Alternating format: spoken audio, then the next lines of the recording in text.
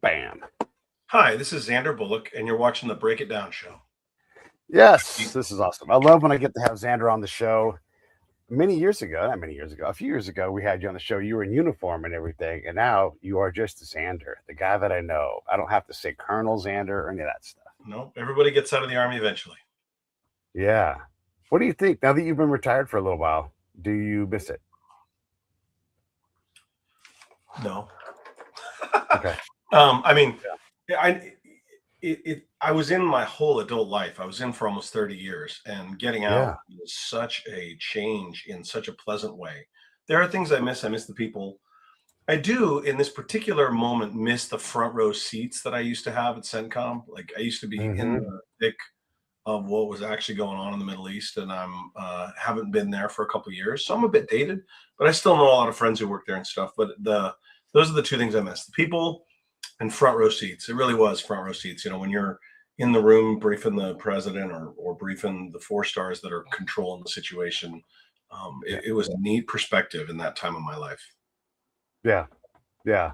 It's when when I hear the I'll call them the takes of people who are assessing the current conflict in Iran, and I'm sort of like, oh, you guys just really one have no idea what you're talking about. Two, you're really dismissive of a lot of brilliant people. You guys all out there in watching this thing land. Uh, Xander's brilliant. I mean, he knows a lot of Come on. things. He designs strategies, but you know it's true though. He went to the Jedi school, and they're like, forget the regular track. We're gonna have you do something special or you don't get that opportunity unless you're really great. And this is where the oh gosh, come on stuff comes in. Xander's not the only guy like Xander. There's in No. that front row seat, it's packed with Xanders. It's Yeah. packed, everybody. So Yeah. to act like, oh, these guys don't know what they're doing, they just made shit up. It's patently ridiculous.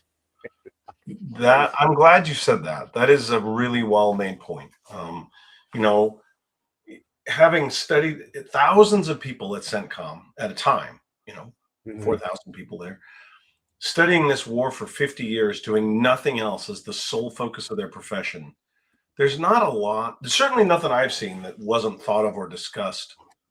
I mean, there are people that have forgotten more than I know, and all this stuff. There's nothing I'm seeing that's new or surprising or oh my gosh, nobody saw that coming. Those are some of my favorites. Nobody saw that coming. What a bunch of morons we are. No, no, no, no. It was it's all been played out. It's also true that when we see these conflicts, we want things to happen way faster than they can. I mean, the stuff just it moves fast in a combat setting, and boy, combat can move really fast, but things only go as fast as they go, and so you anticipate stuff, but not every decision, not every circumstance is going to be comfortable, and the enemy gets to say the entire time on what's going on, and they don't have to fight the way that we want them to fight. This will get us into our point here, our talking point. Absolutely, yeah. There's a bit of a side point that I could talk about. I was writing about it, but it's not central to this interview. But um, yeah, particularly let's talk about like the drone thing, just as an example of what you just said. Right. Folks are like, well, why didn't we learn from Ukraine and get all of our counter drone measures online, and learn from Ukraine deliberately? I would argue that we did. We did exactly that. But part of my rebuttal of that point is, Ukraine's been going on for a couple years. The palm cycle works in a 2-year cycle. Like the machine doesn't turn that fast. You learn Right. a lesson in 2024. You're not going to have fielded kit by 2026 unless you're in a time of active war or something else is going on that is going to drive a procurement schedule that is going to accelerate beyond the palm cycle, right? So yeah, the machine doesn't turn that fast. Right. If you want to build a new ship, stand up a new era of ship, that's longer than a career. Yeah, go watch Pentagon Wars, right? I mean, for those of you who didn't live my life, there's a program of management cycle where in the Constitution it says that Congress can fund the Army of the United States on a 2-year basis. So that's the origin history of that. And so when the Army does procurement and planning, the Army I'm talking about now, each service is a little different, but it's on they're looking 2 years out, so they're buying things 2 years from now, and that's their ability to react at the global level, which is not terrible, but not as fast as we'd like sometimes. For things like, Right. why didn't we buy all the little, Ukrainian counter drone drones and have them all ready for this fight? Which we did a lot of, but we just didn't do enough, I guess. Or I don't know, whatever Yeah. that argument is. That's not my argument, but Yeah. What but the way we move water, fuel, munitions, anything, we move it faster than anybody, but it only can go as fast as it can go. And it's a shocking level of speed that we move things at. But we're not going to run out of missiles. All we have to do is snap our procurement fingers and we can get missiles right away. Or we could find some workaround. And there's some dude as brilliant as you, but specifically in a different field going, I've had this covered for the last 10 years. Thank you for asking. And then he does his stuff. right. I mean, there is, yes. If you've never been to a Transcom theater posture planning conference, that is really where I would argue that the strategy of the global strategy, military strategy of the United States is unfolds. And they plan every bean, every bullet, every gallon of water, every gallon of fuel for every contingency and all the COCOMs, the geographical combatant commands all over the world are all arguing and fighting for resources. And there are places where we don't have as many of things as we want. It's not infinite money in the US military. And I do think that interceptors, like high-end Patriot type interceptors, are one of those things where it's like, okay, we really got to watch the stocks and where we position these things. But yeah, absolutely. When we do these large scale exercises that kind of drive all of this, what do we need to break? How do we fix it? We learn how to do things. One of the things that always this is a funny thing. I like to talk about it, but it's funny. So you do picture this military machine doing what it's going to do. They have all these packages, everybody. You can go to Bright Star, you can go to BCTP, you can go do all these things. And the Army, or in this case, the Army, goes out and physically goes out and digs a ditch and drives a tank. And, Pete goes out and goes to a coffee shop and does a source meet and all this kind of stuff. But there is a purpose to all these things, and all of a sudden certain pieces get cleaved off. Always the counterintelligence guys get cleaved off because Right. we're there to prevent the catastrophic thing. And so we're not going to train on failure. So we're like, we found him, and they're like, who the fuck found him? That's not, it's Yeah. competing storylines, right? So we're all working on this giant script, but everybody's got their own little cell of script writing. And so it's counterintelligence people playing against counterintelligence people, but we don't work. So they'll cleave us right off and say, you guys are here, everything you do is notional. We'll take your briefings, but we're not going to really listen to you. And so already you get these weird things where the machine isn't and can't work well together. And so I don't know, have you observed any other groups that kind of fall into this? And look, you're an engineer by branch, but you guys still go out and engineer things, don't you?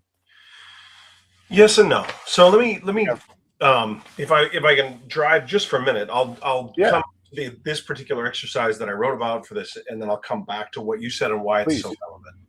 So in 2002, there was one of America's most expensive exercises that they've ever done. And it was off the coast of California. And the reason it was expensive is because it was live, just like you just said. There were live Yeah. troops. It was virtual and live, and then constructive, which is kind of the mix of the two. And they were all playing together in, 29 Palms, Barstow in the National Training Center, and then off the coast, and then Camp Pendleton, the whole region. Lots of ships involved, huge exercise. The point of the exercise was basically to try to see if we were ready to fight Iran. I mean, it was the enemy was very much an Iran modeled, although we never said that at the time.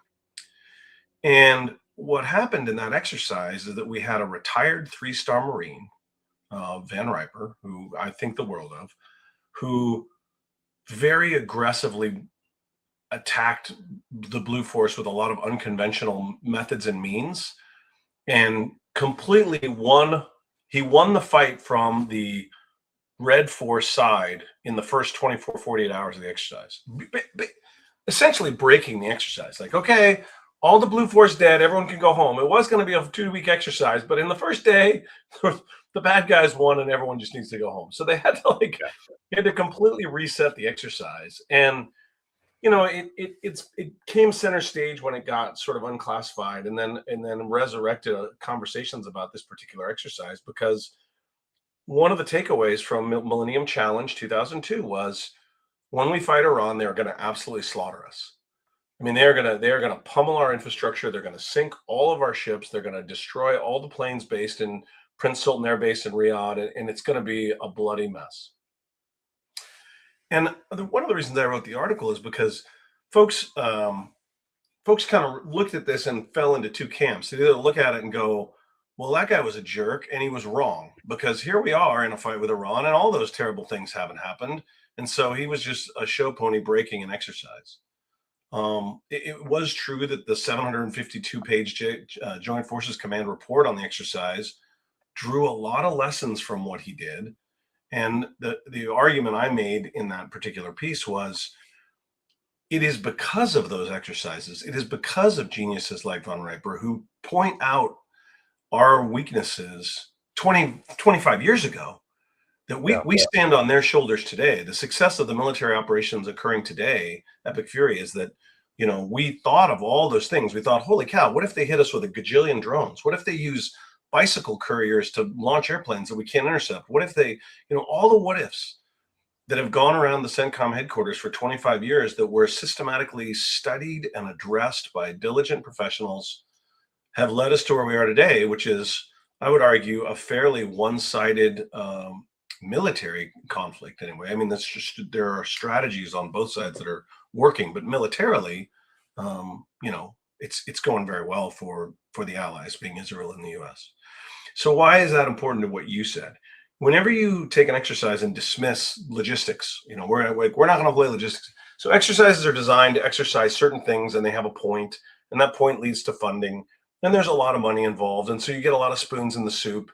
And, you know, people start trying to game the exercise to show that you need to buy their particular missile, or that you need, you know, to advance their particular theory of war, or whatever it is. You know, there's humans doing human things in their own self-interest in all these exercises.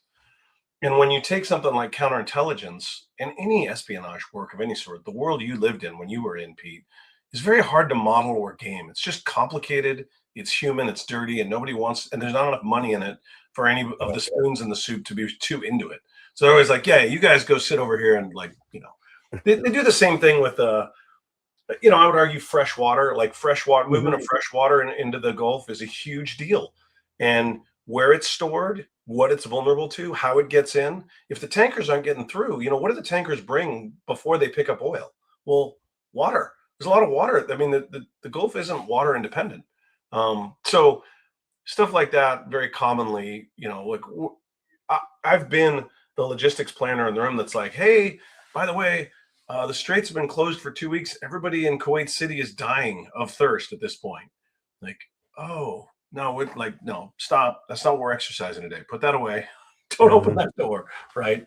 Yeah, that happens all the time. But the good exercises, and the reason we're still talking about Millennium Challenge 02 is that everybody took all the hard problems and they let it defeat us and then learned from it. So that was what that was. So it was really an epically, in my view, successful exercise.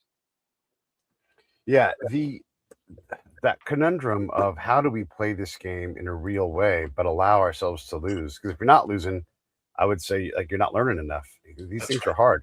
What is the enemy going to come up with? If I'm on Von Riper's staff and I'm his ex, which is where he would want me, we would do a spy version of a denial of service attack, and we'd find out wherever the Americans were in theater, and we would overwhelm quickly their human resources, and we would just go up, knock on the door. I know where the bad people are.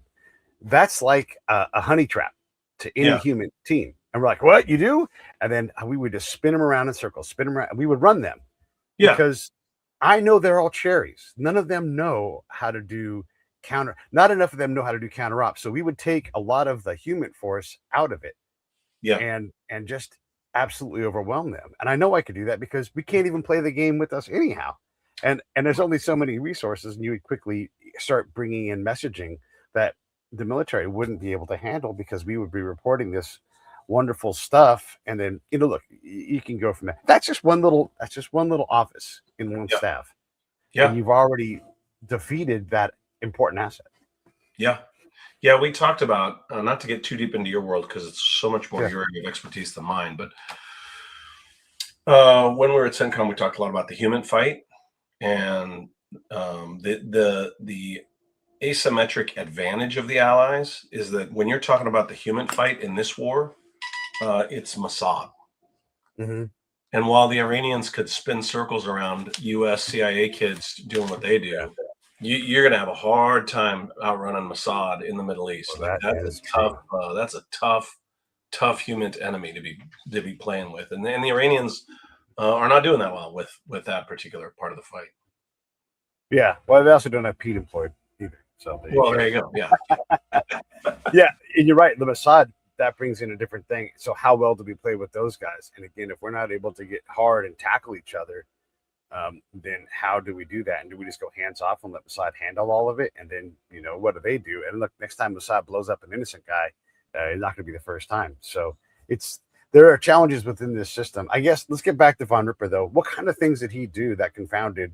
I mean, to win in 2 days, heck, greatest military force ever, most impactful thing ever, all these evers, and we're way past 2 days, and the U.S. and Israel haven't won, and they have air dominance.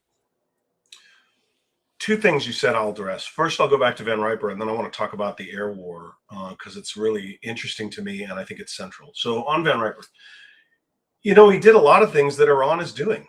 It was small boats laden with explosives, trying to race out and sink Navy vessels. It was a historically unparalleled missile attack, ICBMs all over the place, hitting every boat, hitting every runway, hitting all the oil tanks, or all the oil fields. I mean, all over the Middle East, which is what happened. I mean, that's what Iran has tried to do these things now. But in 2002, we weren't set to defend against that as well at all. Nor did we have the same kind of language around the ICBM threat and the broader missile and drone threat in the Middle East that now is so central and fluent at CENTCOM. He also did a lot of, and I don't know if this is played out now, but he did a lot of SIGINT. Like they didn't use any radios or internet or anything. They did all their signaling with flashing lights, flags, and bicycle couriers, so that the U.S. couldn't, the prowlers couldn't jam anything, and so they were able to maintain command and control with essentially World War II technology. I think it takes some Marine to come up with that one. Not even the Iranians have thought of that yet. I've read a great book about Churchill's ungentlemanly warfare office and their mad bomb maker guy, and I forget what his name was, but he's like, I need a condom, some Alka-Seltzer, and some tar, and like for pennies, he built this bomb that you could make anywhere, and everything had a reason for being in your pack, and it was brilliant. And so when you're going to fight this overwhelming force at some point, you've got years for these mad geniuses to find these ways to create problems that, like, I recall being in the Al-Fa Palace. Everybody, this is just like the prime headquarters for all the Iraqi effort, and really the whole effort in that whole region of the world. And if you buried obsolete Korean War era, probably used, not going to blow up munitions in a street, that whole center shut down, and that was its sole focus. You could do whatever else you wanted to outside of that thing because everybody's worried about this IED on the side of the road. I'm not mocking IEDs, but it took a lot of resources. You had a lot of college. It looks like Space Command, everybody, right? Imagine Space Command. Yeah. And everybody like, tense moments. And so we object fixate in a way that if you ever see that from the other side, you're like, oh my gosh, all we got to do is do that and we'll distract these guys. That's what Von Riper kind of did in a lot of ways. Yeah, absolutely. That's right. That's exactly right. He used a lot of unconventional and aggressive, unconventional asymmetric means that then became less asymmetric because we spent 25 years preparing for them.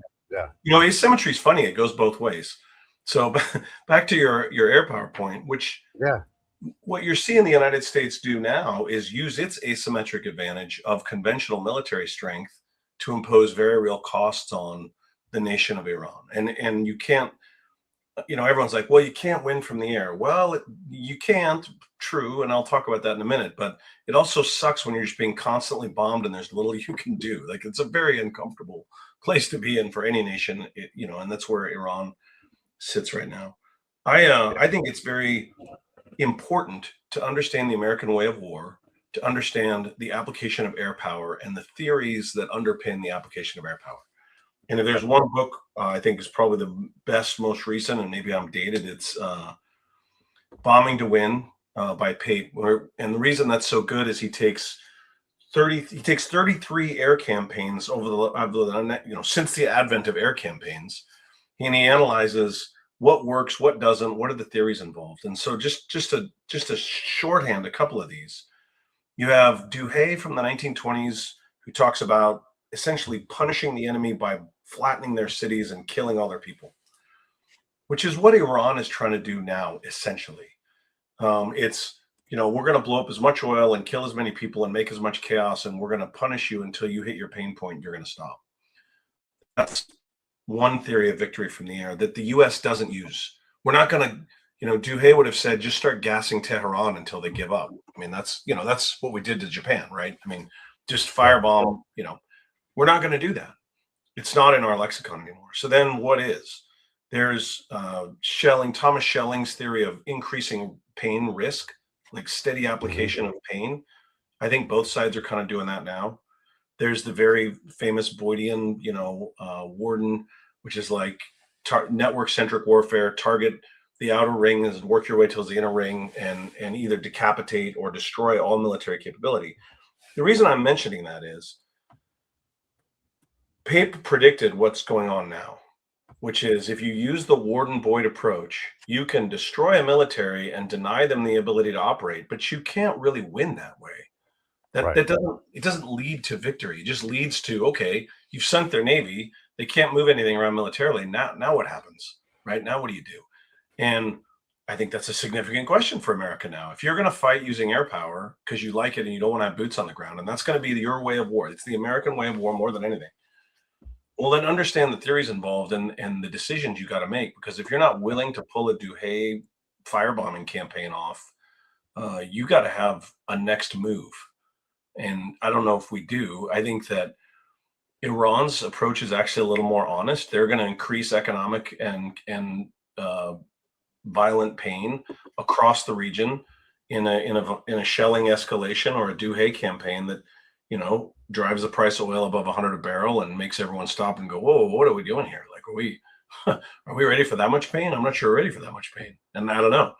I don't have the answer to that, but I do think it's important to understand the limits of air power, how it's been theoretically applied, and then how it's being physically applied. And Pape's book was in 96. So like the planners know that. They know they can't win from the air. They know that. Right. It's a tough challenge when you're trying to do these things. And this is one of my critiques of Pete Hegseth and his approach to combat. And a lot of the modern thinkers like, hey, coin sucks. It's hard. We suck balls at it. How about we just go be a military and smash and kill shit, and then we'll leave. And it's like, well, you have to understand that there's many ways to win a war, politically, socially, financially, religious, all these other things that we hate to deal with. And so when I heard this whole premise, like, don't get into any wars because it's going to be hard to win. Sure, you can. Look, we know we can outshoot these guys. So do they. And they aren't dumb. Persians aren't dumb. They'll find a way to compete. That's right. And they're going to look. They're not trying to win. They're trying to sue for peace. And, right. And that's all. That's the bar. The bar's low for them. Yeah, and their pain threshold right now is very high. Right. Mm-hmm. And the people of the United States do not have a high pain threshold. It's just a fact. And I think that the administration's done a pretty good job of saying, look, this might hurt a bit. Like we might lose some folks and it might get painful at home.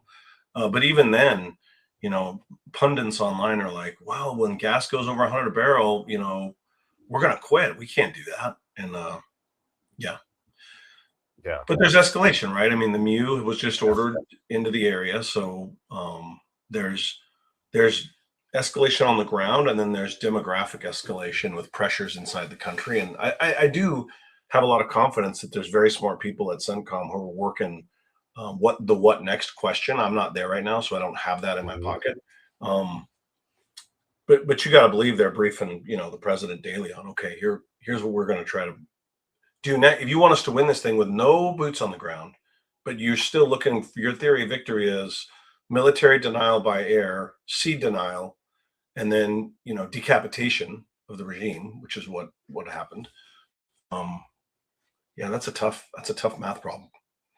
Yeah, and if you want to be the leader of Iran, you can't pop your head up out of a hole because they know where all the holes are and they tend to cut those things off. And so they've done a good job of denying, if not, if the guy's alive, if he survives, whatever's happened to him, whatever has happened, who knows? But it's tough to run a country. It's tough to stay in power. It's hard for a force to win from the air, but it takes less than 500 dudes who are committed to go topple the government. Yeah. Yeah. And not to keep being a bit of an academic, but Pape covers that there's been a couple times people have used air power to decapitate a regime, and it generally doesn't work. There's enough humans that can get involved, go underground, hide, that it's really hard to decapitate. I mean, I don't know if Mujtaba Khamenei's alive, but someone in Iran is organizing pro national protests in Tehran, and someone is continuing to direct fire against tankers in the Straits of Hormuz and try to get the mine laying. By the way, the mine laying, that's a funny one. Anyway, the mine laying is a great example that cracks me up of, for decades in CENTCOM, the Navy guys have been talking about how many minesweepers do we have? How many mine layers do they have? What's going to happen when they mine the straits? Wargaming and wargaming and wargaming, the mine, countermine, in the straits. What if they close it? And I just told you, I was like, well, part of the problem if they close it is you can't get enough water to Kuwait. But, the fact is that we've been over that ground for thousands and thousands of brain hours. And it kind of cracks you up when you read the news. And one day the Wall Street Journal's like, holy cow, they're going to mine the Straits of Hormuz. Nobody thought of that. It's what you're talking about. Yeah. 16 mine layers are now sitting at the bottom of the straits, right? Like, yes. Yeah. Got it.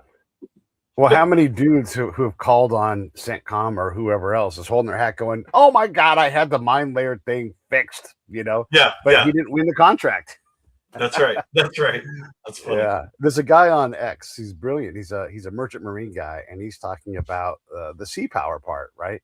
And we haven't done a good job of maintaining that. And he started breaking down logistically. He's like, here's how many destroyers we have. Well, some of them have jobs right now. Some of them are in dry dock. Some of them are supporting other missions. And all of a sudden you realize that you've got 3 that are going to be on station at any given time. We went from all of these down to, and you know how this problem works, because one week a month or so, one of those ships has to go back to refit because we got rid of our ability to provision ships, according to him, locally. So you've got to go back to whatever, Baltimore or somewhere, and go pick up a new supply and come back. And ships go fast, but they don't go that fast. And so like all of these things, the sea power guys have talked about this. And now we're trying to fight with what we got. And, Sergeant Major's always like, you got what you got. And so you got to fight with what you got. But here we are. That's exactly right. It's a great point. I want to hit it with my highlighter. If you're not aware, we in the United States have allowed our Navy to fall upon, I would say, hard times. It's not a secret thing. The Navy needs more funding. It hasn't been doing well. I would say one of the best strategic moves the United States can do is maintain a strong Navy. That's constitutionally, that's one of the founders, right? And our carrier fleet, has had a really bad tooth to tail, or OR rate, however you want to call it, with where they're able to put carriers around the world. And how many they're able to get rolling. And, I really want to say this because I think it's the coolest thing. I was looking out my window here in Seattle and I saw the Nimitz heading out. The Nimitz. And I was like, the Nimitz. Now we're old enough that the Nimitz means something to us. But we're starting to get old, Pete. The Nimitz the Nimitz was supposed to be decommissioned this year. It was scheduled for decommission in May of 26. And they just sent it out to the Pacific on combat patrol. They were like, nope, we can't decommission the Nimitz, even though we have the Fords and the Lincoln class. We're gonna roll. It's just cool that the last ride of the Nimitz, which by the way was the aircraft carrier in the final countdown in 1979. So cue final countdown music in your head. That's an old bird. Yeah. Yep. That's an old bird going out to war to fix just that problem that you just described. Yeah. It's funny, just maybe yesterday, I posted a picture of Truman throwing out the first pitch of opening day from 1946 because I've been looking into that baseball season, and there's Nimitz standing right next to him, Oh, that's right. Yeah. And I'm going to bring this around. Watch me do this. And so I was thinking, Nimitz, a year before he's standing next to Truman, is in the Supreme Command over things like the battle for Iwo Jima, which if that happened today, we'd lose our minds. How many people died? Where are they? What are we getting out of it? How long is this taking? Like we would lose our minds. Like we really have become soft as to what a military mission looks like. Oh my gosh. And I don't want to minimize the death of any warrior that comes home, especially in combat. But That's right. that is part of the cost of doing business. Like you can't just say we've fallen into this trap of like in our era, like force protection became a thing. They even called source ops, counterintelligence, force protection, source operations. I know the best way to protect the force, everybody. Well, let's just go home. We'll all move to Kansas. Nobody's going to die. Yeah, home, right? Yeah. Yeah. Yeah. Oh, sorry. Go ahead. No, you go. I'm done. I got a little parochial and defensive of my CENTCOM brothers when the Atlantic and the Wall Street Journal broke the articles like, hey, we've got a major problem with the ICBMs and the drones coming out of Iran, and we didn't see this coming. And look what's happened. People would use this language like, look what's happened. Yeah. And I'm sitting there as a planner thinking, what's happened? Yeah, what's happened? They launched every missile and Shahad drone they could get their hands on, thousands and thousands of munitions. And what's happened is a knockdown rate of well over 90%. And like one landed that injured, unfortunately, 6 people were killed. That's never good. To your point, you can't ever make light of this stuff. But when we wargamed this attack at CENTCOM, we thought we were going to lose thousands of people. We thought we were going to lose every runway on the west side of the Gulf, every oil refinery, every missile position, every radar. I mean, we basically thought anything east of Riyadh was toast in the first, 48 hours. And here, because of great people working on the problem, when Iran launched this doomsday attack of everything they had, it wasn't that. It wasn't that. Yeah. If you had pitched in the writing cell and said, "How about we do this where 90+% of Iran's first missile efforts fail?" Like, no, we would never do that. And by the way, our Arab military partners in the region are going to kick ass as well at the same rate. Yeah, we would never. No, because the point of a combatant command is to argue for more resources and funding. Right. Yes, so exactly. What you do at the combatant command is you're like, oh my God, when they attack us, we're all going to die. If you don't give us more Patriots tomorrow, we're all going to die, or you don't give us more. If I may, what do we got? We're at 30 minutes in. I just want to talk a little bit about our counter drone capabilities that are so amazing now, because old guys like me are talking about Patriots and the Patriot cost imbalance between, you got a $3 million missile shooting down a $15,000 lawnmower flying through the sky. Yeah. It can't be good, right? You're going to lose that war eventually. That's a dated understanding of what has happened. What has happened in the region. Here's what has happened. What happened in 2024 is the CENTCOM commander 2 years ago demanded immediate low-cost counter-drone capabilities. Like not a $3 million missile, but something that we can just do at very little cost. And so the procurement channels created tanks with lasers, like they fielded strikers with lasers on them. They fielded high power microwave transmitters that would knock drones out, because a laser can only hit one drone at a time, but an HPM can get a swath of drones out of the sky. They fielded lasers on the ships, the Helios system, the Pelios system, multiple smaller interceptors to include. I don't want to keep it unclassed, but there was just so much done. And then about last year, the Pentagon said, we're not developing this stuff fast enough. Like, we're not getting low-cost drone intercept on the field fast enough. So we're going to create an interagency task force, JIATA 401, that's going to try to cut through the procurement system and, try to accelerate this low-cost counter drone capability. Right. All this done because we're watching Ukraine, and we've got advisors from UConn coming back to the Pentagon, advisors from UCOM talking to CENTCOM, talking about, hey, what's going to happen when all these Russian Shahad drones come across the Gulf? We got to figure this out. All that work done, and the Atlantic, the headline in the Atlantic is Nobody saw this coming. Yeah. What are you talking about? Yeah. Well, I mean, this goes all the way back to the very beginning when I'm painting this picture of all these Xanders in the room. Yes, that room can be befuddled. Yes, we know our own weaknesses, but of course, and sometimes Les Grau gets put in the bottom of the cellar in the back library over at Leavenworth and writes all the books about Afghanistan. We're like, Les Grau, who's that? Who's that guy? All right. Yeah. Exactly. I don't even know if you knew who Les Grau is, but he wrote, his book. He wrote with Bear Went Over the Mountain on all those books, right? Yep. And boy, we couldn't even care about that shit. And I'm not kidding. Les is last time I saw him, he was in a basement surrounded by books and he was just doing his research thing. Yeah. So there's all kinds of people in this world that have weird spots. But you asked a question before about what capabilities get overlooked. One of them is the counter intel. The other is the whole human terrain team effort. Whether you thought that was a good effort or a bad effort, but trying to understand the demographics of the polity that you're going into is something that's always waved off. And I would argue that's going to be central to what happens the next couple months. Understanding the Kurds and the Buluks and the Persians and who's going to end up on top in that country is something that's very difficult to war game out. It's it's something that I'm acknowledging one of our weaknesses because sometimes I come across as too parochial.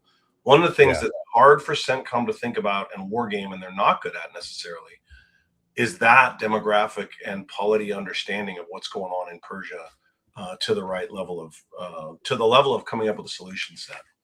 Right. Yeah, I did that work. I did the human terrain work, and I can tell you exactly why it failed was because, well, one, we were all perverts. When we get deployed, people want to fuck, and so I hope for a spit take there. I was really trying to get it out in time. But I'm also not lying, everybody. And so you get a bunch of civilians who aren't military savvy or women who, and look, they don't know, so they can't know. But if you're a woman and you walk around in a combat zone and you only talk to Pete every day, oh, they're fucking, right? And you're having sex with everybody. And so there's a lot of problems. So you have to act in a different way than you would. It's not the real world. Combat is not the real world. That's the first thing. Second, we didn't know how to train ourselves. We refused to deal with the problems of how do we do this. It's not a place to write term papers. You need to be with the commander and figure out how to be just in front of the commander so the commander can drive their unit better. And we sucked at that. We had a bunch of anthropologists saying, well, the ethics review board don't like this research project. That. No, we don't got time for that. You have got to be, first off, you got to earn the trust of the commander, get right next to him so that he understands that you're valuable, and then you get in front, and then you help him drive his machine. I'll say that part again. We didn't do that. And so that whole thing failed. And so it is going to be essential to understand the culture, to understand how these things work, to understand, to break apart the tribes or the families or the influencers. All that stuff does matter. It's an intel mission, but we never learned how to deploy it. And then we also didn't teach the commanders how to drive that machine well. Just like we don't treat, if I show up and I'm counterintelligence Pete or human terrain Pete, the commander doesn't know how to put me to work. I've got to show him. I've got to do the same process. Yes. Fully agree with that. And it's that's vital work. Yeah. It is vital, and it helps us make less mistakes. That's the biggest thing that I could do. Can I help us lose less? Yeah. But it's tough. I want to get back to Van Ripper. Okay. He obviously helped us see this. The naysayers probably didn't like it. And there needs to be naysayers because sometimes they're right. Sometimes those guys, we need them to check. It's a machine that you got to balance. Well, Well, he was a naysayer, and it wasn't as smooth as I'm briefing it. Meaning, he ended up stepping down as the OPFOR commander halfway through the exercise because he was disgusted and angry that he wasn't being listened to or allowed to fight the way the enemy would fight. And so while it sounds like, oh, it's all good and he pointed things out and then we learned lessons, I mean, at the time it was very frictional. He was very much a I don't know, black sheep, whatever you want to call it. He was a maverick, and he made a big splash by defeating all of CENTCOM within 24 hours in a way that marked him. And he couldn't even talk about it. Like the whole thing, nothing came out. That happened in 2002.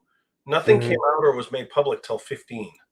And so for 10 years, he just, like this retired general, just took it in the shorts and then, couldn't talk about it for a decade. and he's still alive. I hope he reads my article. But yeah, I couldn't think more of that guy. And I wanted to go back to the piece. I paused there when you were talking about demographics because it made me think of something. And I know this is a little off topic, but it goes back to understanding the current war well. I had a good friend of mine ask, well, is it going to escalate? What happens when this becomes a regional conflict? And I kind of had to chuckle. Like, you mean what would happen? I mean, if Iran escalates, what would that look like? Would it look like they send saboteurs into Yemen and Syria and Lebanon? I mean, I think one of the things that they miscalculated is they have been escalating for a long, long time. And I think they got very comfortable that the Americans and the Israelis weren't going to do anything about what they call they call it the axis of resistance as their doctrine. And it's to push influence through Iraq, Syria into Lebanon, and then the southern pincer down through Yemen to try to control the sea lanes is a very real Iranian strategy that we're aware of. And it is a regional conflict that resulted in everything that's going on in Israel. And so I don't know. I do think that they put themselves in a box a bit because they've already escalated into regional conflict before they even started. So now it's like, well, now what else? What else do you got? I mean, what are you going to do? Go to Yemen and start throwing missiles at ships? Oh yeah, you did that 10 years ago. What are you going to do? What are you going to do now?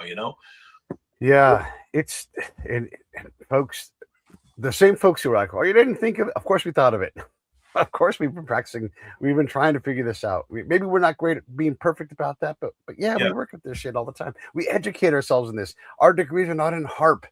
It's in logistical planning or whatever. Yeah. I mean, we work at, it's so impressive. Like if you get brigade level and above, the staff, you can't show up with just 2 degrees and act like you know anything. Right. These are smart people.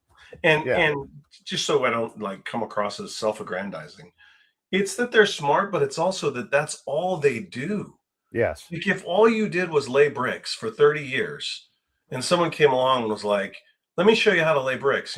I've done it. I did it 1 weekend a month, or I did it. I've read a book on it. I read about Stalingrad. Let me show you how to lay bricks. And the guy who's the bricklayer is like, okay, sure, have a go. But I think I've done everything with bricks that you can do with bricks. I mean, that's all I've been doing for 30 years. That's it. That's kind of like professionalism that you get on those combatant command staffs. And you're right.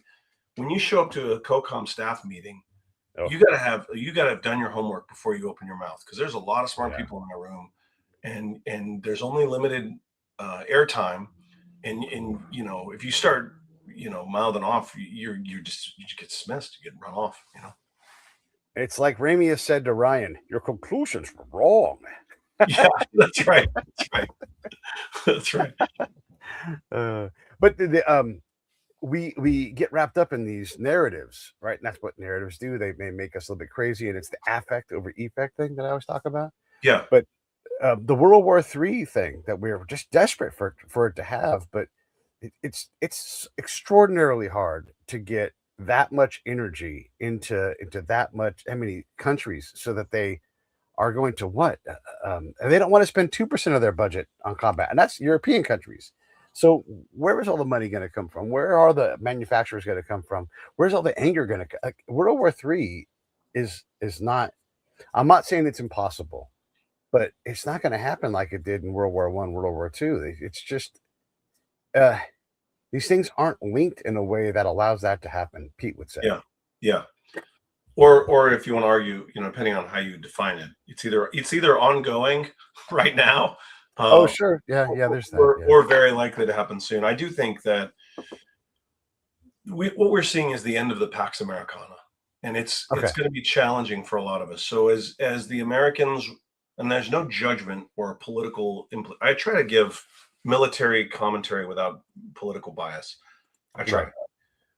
If at the end of the Second World War, America put itself in position and created institutions to create a lasting peace, and there have been less percentage of people in the world killed by war since World War II than ever in the history of man as we know it. It's in the most peaceful period, the one that you and I lived in, the 100 or 50 or 100 years from 1946 now, so 80 years, that you and I lived in, Pete, is the most peaceful time on the planet Earth ever.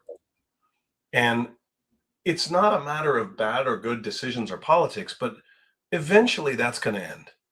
And eventually the Americans are going to say, look, we're going to take our ball and go home. Like, we can't protect everybody forever. We're just, that's not natural. It's not what we're Right. going to do.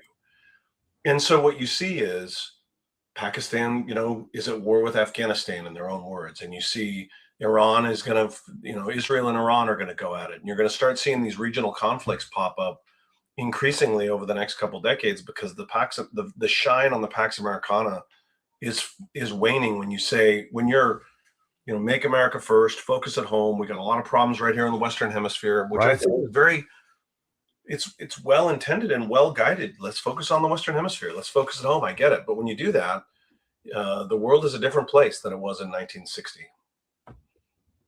When and it's I think that is a very fair position. There's people that'll deny it, and who knows, right? We're talking about big things that'll take a long time.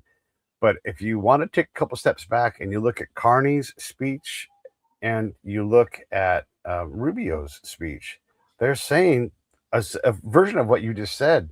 Rubio's saying, hey, listen, we're going to do things that are good for us. We want you to do well. We're going to work together in these things. Europe, please come with us. But we're not going to be the main thing. Like, we're not going to do this on our own. We're not going to fund it ourselves. And Carney is saying, hey, listen, we can't rely on America to do these things for us. We need to go out and we need to build our alliances so that we are independently, whatever. If we politically can't see that, I'm going to tell you mechanically, I can see it. I can see they should work with China if they need to.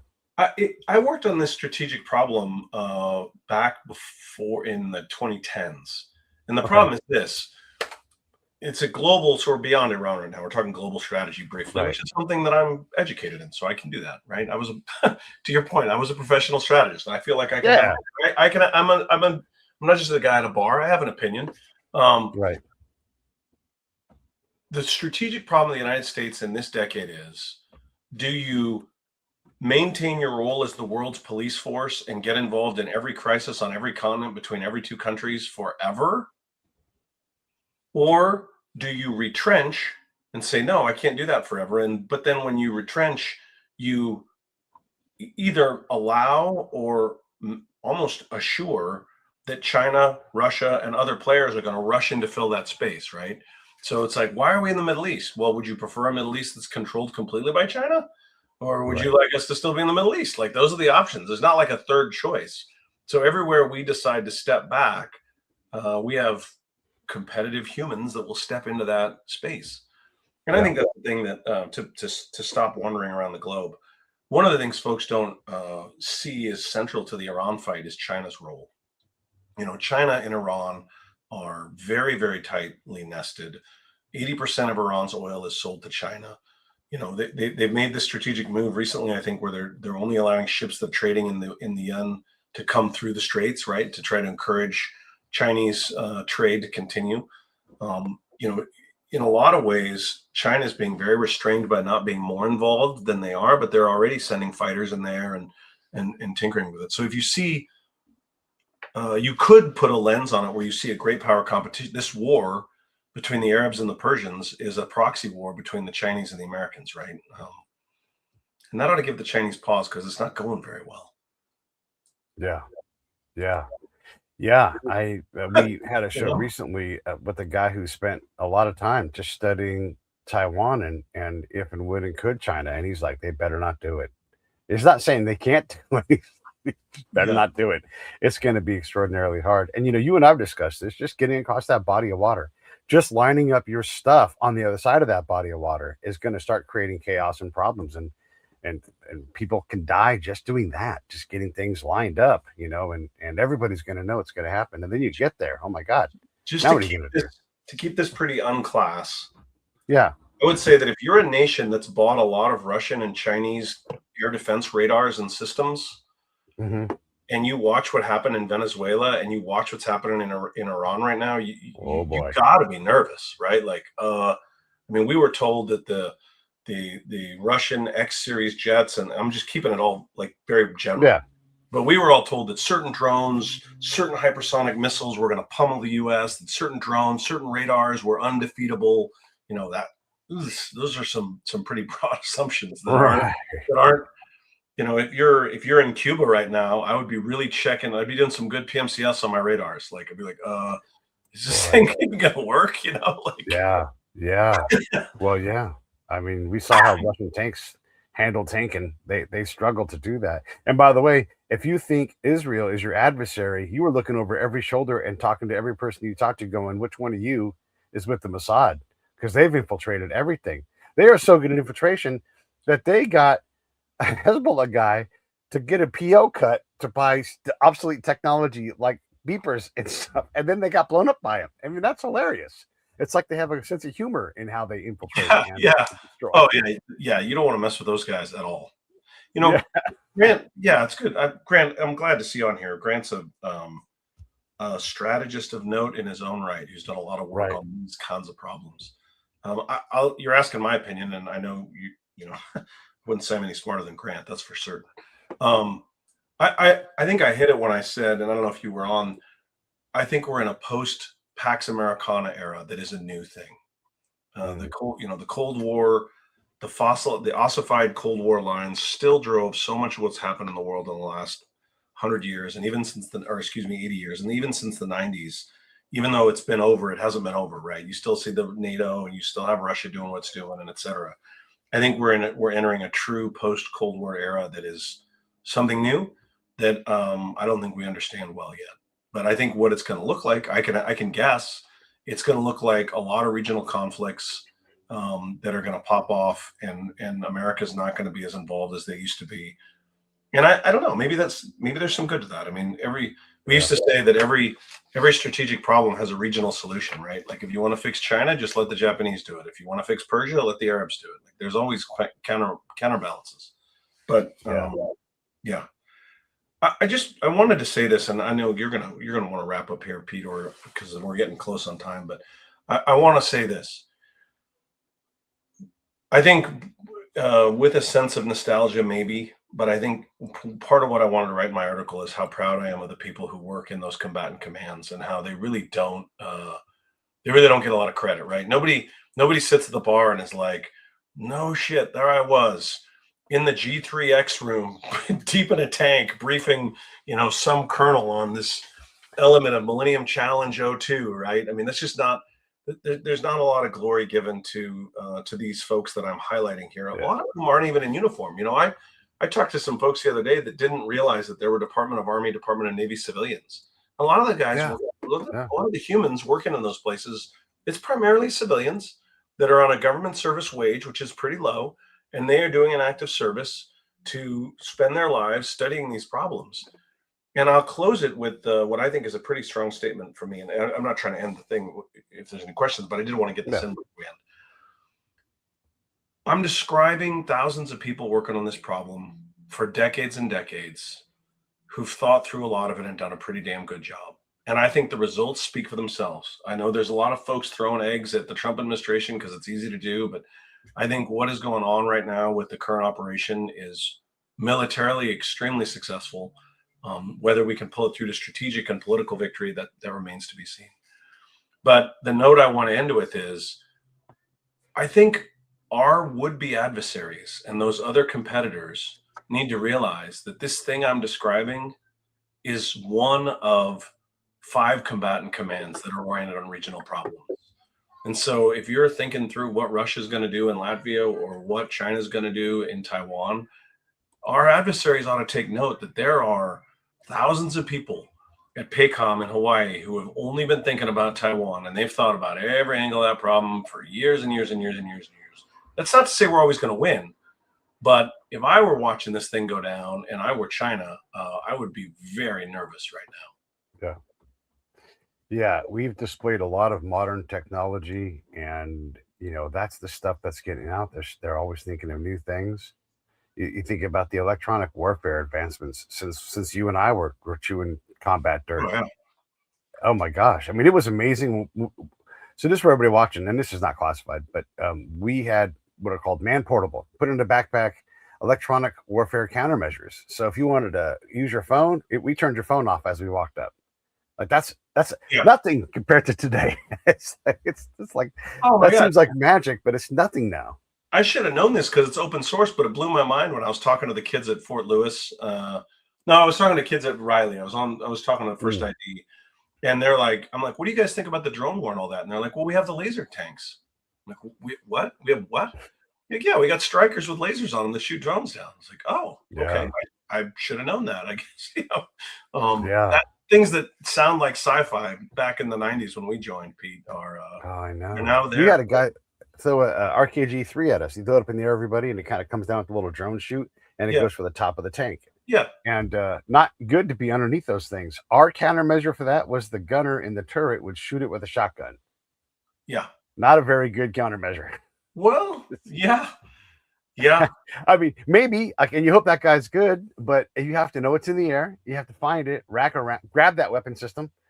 And so you got half a second to figure it out. Yeah, that's not a great plan. Although I will say, I saw a video of Ukrainians. They got one shotgun per squad, and they're like chasing drones around with their shotgun, you know? Yeah. Yeah, it's, well, thanks all for writing that thing, first of all, because you're right. And those guys who work at the COCOMs and all the incredible people that work on staff, you know, it's exciting work, but it's also tedious and boring and mundane, and there's politics and all those other things. And so I definitely appreciate all the folks that did that, because it's if you didn't get that stuff as right as they do, I can imagine what a mess we would be. It's easy to be critical of what we do, but then you look at all the professionalism that goes into how good we do it, and you're like, God damn, if we didn't have all these pros out there, all these smart people, all this accountability, all this hierarchy of like, hey, you've got to be above this bar. There's no complaining about that. I know it's hard. Go do it. When the 82nd shows up and the boss is like 22-hour days, and you're like, holy fuck. Yeah. Holy fuck, 22-hour days. And it's not new. You know, we formed the COCOMs in the 70s, but what people might not remember, that we were writing the rainbow plans in the 1920s to game out every aspect of World War II. And a lot of what we wrote in War Plan Black, which was Germany, and Orange, which was Japan, we ended up doing. And so it's part of understanding the American way of war is one, to understand that we are planners, and that is a weakness too, right? I mean, I kind of draw this out of my article, and I know you're trying to wrap me up. I draw this out of my article. One of the things we got to know is that part of the American way of war is that we are planners. Well, there's a danger there, because, you know, I guess the warning is, are we a one-trick pony, right? Like, sure, you can beat Iran. If you think about a problem for 50 years, you can solve the hell out of it.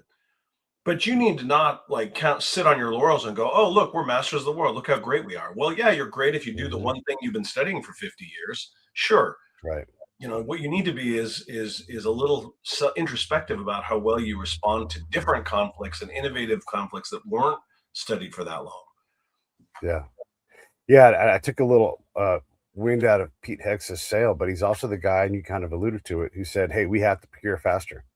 You know, when we went to Bosnia, there was a thing called the Trip Light system. It was for us spies. It was a laptop, portable printer, portable scanner, you know, and it was in like a carry-on travel case.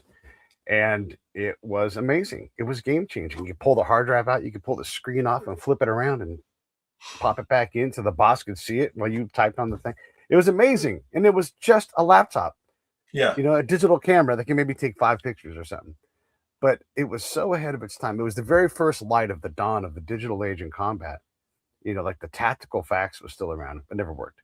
And you think about all of the things that you have to master to stay in front of these things, all these subdisciplines. And so to be able to buy equipment as it's being made, you can't have, I mean, just imagine everybody, the process to start a federally approved contract company that can provide the solution to mines, you know, and how long that paperwork process just to become a viable vendor, to meet the right person who gets you on the GSA list. That is not a 10-day process. It is a long process. It's a matter of will. I mean, you got the dialectic is, you got the movie The Pentagon Wars, where, you know, they take 15 years to design the Bradley, and it ends up being a Frankenstein of a piece of equipment that, you know, is what it is today. I actually like Bradley's. Yeah.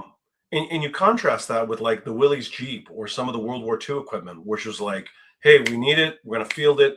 So it can be done, but it's a matter of restructuring our system and understanding our own pain points with our own political will. And I gotta, again, I'm trying to stay out of politics with any of this commentary, but I think that there is a well-intended move by Hegseth and by the administration to completely try to overhaul acquisition, and I think that's long overdue.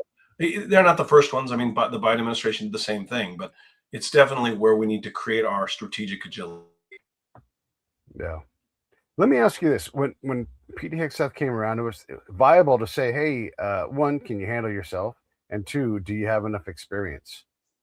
I'm pretty hard on Lloyd Austin. I worked when he was in command in Iraq and everything. He seemed like a nice enough guy, I wasn't upset or anything. But he also said, "I wrote the book on advise and assist," and he did, and we sucked at it. And so I'm like, "Hey, listen, you're great at this whole thing, but you're not great at that thing, the thing you wrote about, Yeah. And so I was pretty critical. And then I watched him stand in front of us. And again, not a political, it's just what happened. I don't know how many Americans are in that country, nor can I protect them. There's only so many times when you do that before you're not doing a good job. Maybe he did a great job, but I saw too much of that kind of failure. I also saw him give an E4 excuse. Like, you had a surgery, the process, you have a chief of staff. There's no way, no way that dude disappears and everything was kosher. Like, that's not how that works. You don't get to go, "Oh, I'm sorry, was I missing? It'll never happen again." And so I'm pretty critical of Lloyd Austin. I'm not as critical as Pete Hegseth. He's in the middle of the job. Not everything's gone great, but overall, I'm pleasantly surprised with how he's done. Yeah. Whatever. What do you think? I mean, like you, I'm trying to craft my messaging in a way that's not political. But I think we've had a lot of retired generals in that job, and I think retired generals are brilliant and they're great, but they have some baggage. They always have baggage. They're always older, and they're always kind of ossified in the way the system works. And getting someone who's younger in there, love him or hate him, you get a young, aggressive Rumsfeld, not the second time, the first time. Or someone like that who can actually try to shake things up. I think that's a good move. I think you need both those kinds of leaders, but I do think that Hegseth brings a lot of energy to the job, and he's trying to do the right things. I mean, he's made a lot of motivated. What's that? I'm sorry. Go ahead. Would you be motivated if he came around and grabbed all your guys and you're all doing push-ups together? Did that stuff ever motivate you? That's not my cup of tea. I mean, I'm a strategic war planner. Like, even when I was a battalion or brigade commander, sure, you can come out and do PT with the guys. That's more for you. That's making you feel good. The guys are out here doing PT every day. They're not. They don't notice. Right. But it's neat that the SecDef gets out and does PT with the units. Sure. I mean, that's kind of cool, right? He's in the mix. He's trying to understand it. Yeah. Yeah. I mean, it's I always my friends who see these things, like, look, none of us want those giant formation things. That they're necessary, but they suck. And it's fun to be a cowboy, but it sucks to be a cow. That's right. And we're all cows. And the most fun you can maybe have is you get to call a cadence that's a little bit body or something. If that doesn't get you in trouble anymore. I think it's good to be humble and respectful. I think that's one of the hardest jobs in the world. The United States defense military industrial machine is, I think, the world's biggest industry, doing some of the world's hardest things. And to lead that political military organization it's impossible. It's a daunting task for even the best minds of the world to do it well and never miss a trick and hold it all down. And I think that what we're seeing with Secretary Hegseth is that he's applying fresh energy and a young mind to it in a way that is probably long overdue. Yeah. And that's not to say he's better than Austin. I just think you can't only put so many old fossilized generals in there before you need to shake it up. Yeah. I mean, that's true, right? We've had some great generals, and I don't know what the hallmarks are of a great secretary of fill in the blank is. I don't know what a great secretary of education is. I just know we get mad at him for some reason, if they even exist. Right. Or a secretary of commerce, we just go, "Oh, fuck that guy!" Like, what does he even do? I don't, Yeah. So there's so much of this that we get really upset about, but we for the most part, I don't pay attention. I don't know what Secretary of Interior does. I don't know what a good one or bad. I mean, energy I can wrap my head around. And this guy seems great. I don't care politically. That guy knows energy. So shit, why not that guy? Because he might be a Republican. I don't care about that. I care that he's good at his job. Yeah. Yeah. Well, to that, if the proof is in the pudding, so to speak, on how well the job is going, it appears that Secretary Hegseth is doing pretty well because he's meeting the president's objectives, and he's focused the building on the national. I don't know if you've read them. I think everyone should always read the NDS. The National Defense and National Security Strategies are not that long, and if you read them, you can see what the president's trying to accomplish, and it looks a lot like the Pentagon is meeting those objectives. Yeah. So yeah, in that sense, yeah. Yeah, well, and there's a lot to be said for that. Just the cold, cool reasoning of here's the NDS, everybody. What are we going to do? And recognizing that the boss is the boss. He gets to say we're going in this direction. That's what he got elected to do. If he wants to stay elected, or if he wants to keep power in the House, and he's going to have to mind the people, because we're going to change our minds in a second. But at some point, whoever the boss is gets to be the boss. And you're right. If Pete Hegseth is meeting his needs, then what else do you need? You don't have to like it, but that is and also another thankless job. I mean, if you have 100 million people that hate you, no matter who you are, if you're the president, that's a shitty job. Yes, absolutely. And I'll let you wrap us up. We ought to remember when we're talking about both these guys, the president and the SecDef. I wish we could recall the days in American civics where we all felt that no matter who the president is, once he's the president, we all need to support him. Yeah. And it's easy to say that maybe if you're on the right now, you're like, yeah, stop bashing on Trump. But when President Biden was president, there was plenty of let's go Brandon and plenty of bad mouthing. It's like, look, sure. These guys are elected to do one of the most difficult jobs in the world. Let's get to a place as a country where we can support them and help them do a good job, because that's all you can do at this point. Yeah. The first go around with Trump, and again, I'm not a Trump guy, so I really don't care. But I'm interested in how people think about this. If the president came to you and said, "In something that you could do, I need your help. Would you help?" And a good number of people are like, "Fuck no." I was like, all right, there you go. Right. Not for the good of my country. No way I would do that. Like, come on. And a lot of people said, of course, and a lot of them were Democrat. Of course I would. If the president needs my help, yes, of course. If I think I can, Well, we've wandered outside my lane, which really is theater strategy, specifically in the Middle East, where I spent a lot of my professional life. And I'm just, I would just like to end my bit with a note of extreme and humble thanks for the people who engineered over the last 30 years what we are seeing unfold in Operation Epic Fury. And for all the thankless planners at all the other COCOMs that are thinking through Europe and Southcom and PACOM, absolutely incredible work, and my hat's off to them. Do you have another minute or two? I want to explore this a little bit. Okay, and we really won't take long. We talked offline about Midnight Hammer, and I know nobody cares about that. That was 8 days ago or whatever, right? But yeah, the amount of planning and preparation, this is longer than careers, everybody. When this thing is thought up, practiced, you don't get that much success. Whether or not you agree with it, I don't care. What I care about is the ability to do what those guys did is remarkable. And that's not the only plan, everybody. It's like we have stacks and stacks and stacks of operations we practice for. Plans and comp plans sitting in vaults. Yeah. And I will say this too, and it's less rosy. We have this thing we do at the COCOMs that I described in about the 20-minute mark, I think. The COCOMs are designed to fight for resources. And so it's very popular to run around going, well, we're just about to get our asses kicked. Like, you don't understand. Like, if I don't get 12 more Patriots this month, we are just going to lose we're going to lose the world war, and we're all going to get destroyed. And that's the logic that is, created a condition where America spends, I think half the world's defense spending is U.S. defense spending. Don't buy it. Like, just don't buy it.